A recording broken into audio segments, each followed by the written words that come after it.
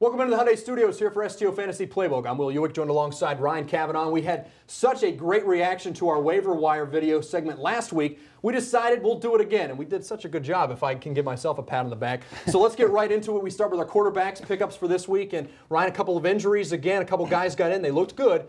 Tell me about yours. Well, the first guy I start with, the quarterback, Chad Henne, kind of washed out of Miami, but now with the injury to Blaine Gabbert, he's taken over. And to be honest, Blaine Gabbert may not have a job when he comes back. Last week, 354 and 4 touchdowns for Henne. This week, they're playing the Titans, who give up 276 to opposing quarterbacks with Cecil Shorts, Blackman emerging. This is a passing team, and Henne fits right in. I think he's a guy you can pick up and potentially play if you need a good matchup. Mine's coming from the Monday Night Football game, and Colin Kaepernick, who took over for Alex Smith. I don't know how long Alex Smith is going to be out, but I don't know if that job is going to be there when he gets back. Kaepernick looked great, and it wasn't against a pushover defense. This was the Chicago Bears that he really lit up. He adds that scrambling ability, stretches the plays out, and he really had a nice game there. 243 yards, 2 TDs, didn't turn the ball over, 12 yards on the ground. I think Kaepernick could be a good play, and he has a lot of weapons there. You look at Vernon Davis and Crabtree, Frank Gore. I think Kaepernick could be a good play. We move on to running backs, and again, a couple of injuries opening the door. Yours in Philadelphia. I'm picking Bryce Brown, the rookie from Kansas State, filling in for LaShawn Shady McCoy, who went out with a concussion. The Eagles are in a bad way as a team and offensively. I can't see them rushing McCoy back. He is the cornerstone of that franchise. And I think Bryce Brown's a guy that will give you a quality starter, either running back or flex, for the 2 weeks going forward. Last week, 5 carries, 45 yards, and he looked good. He looked like a younger version of McCoy. He's a guy you can pick up on everybody's waiver wire, and I think you can play him. I'm going to Denver for mine. Willis McGahee out 6 to 8 weeks with his injury. Now, they do have 2 potential replacements in Ronnie Hillman and Lance Ball. But Ronnie Hillman got 12 carries to Lance Ball's 6. In last week's game, he had 43 yards out of it, added 2 receptions. I think Hillman's a guy that's not owned in very many leagues. You can pick him up, and that's who I prefer over Lance Ball for the duration of McGahee's injury. Move on to wide receivers, and Ryan, I got to tell you, any guy that has 2 letters as his first name, I like, and obviously you do too. Yeah, T.Y. Hilton from the Indianapolis Colts, another guy. He's on your waiver wire, but I think he's an immediate start type guy. Real fast receiver out of Florida Atlantic. 3 times this year he's been targeted 8 times or more, and all 3 times he's produced 100 yards receiving, including last week, led the team with 100 yards receiving and 2 touchdowns against the New England Patriots.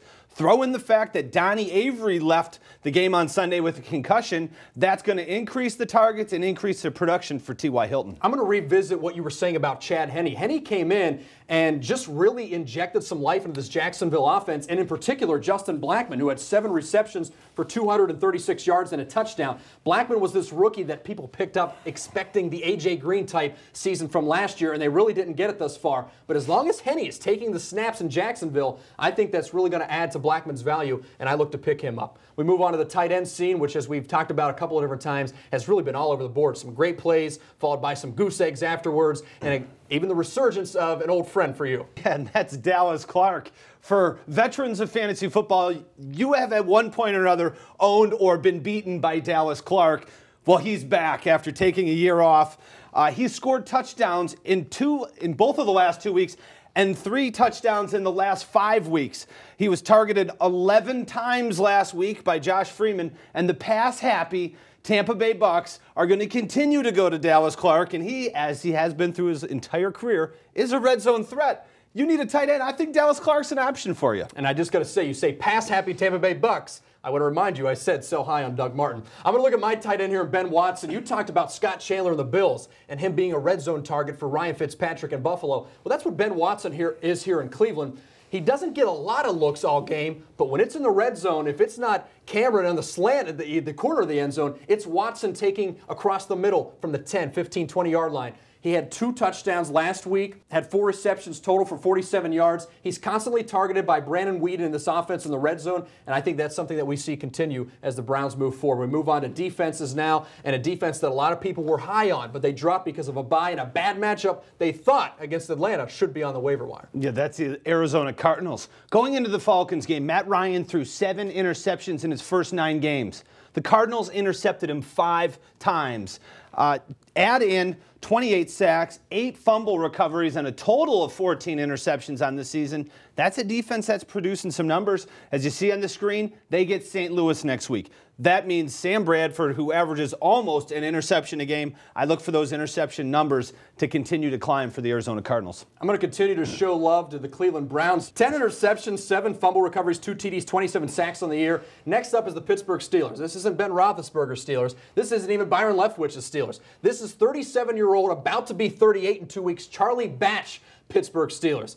Coming in, the last snap he probably took was in preseason. Last game he played in that actually counted has been a while. They're having some receiver issues. They're even bringing in Plexico Burress for a tryout. And I look for the Browns to capitalize and force a couple of turnovers here in that matchup this week. And finally, move on to kickers. And again, you know, kickers are all over the place. You really can't predict. How do you predict kickers? Well, if you need a kicker, look on your waiver wire, put each name on a piece of paper, drop it in a hat, and then pick it, or have a chicken come and pick a name out, and then plug that guy in, because kickers, they really don't matter. It's crapshoot, Will. See, what I do is I have a soccer player friend of mine judge the form of every kicker, and I let him pick it for me. And it's worked out so far, but Lawrence Tynes, I think, is a pretty good one there, if I'm just throwing out names. That's all the time we have for STO Fantasy Playbook. Thanks for clicking in, and make sure you check back each week and read our columns online at stohd.com. Click the Fantasy tab at the top of the page. For Ryan Kavanaugh, I'm Will Ewick, reminding you it's your fantasy.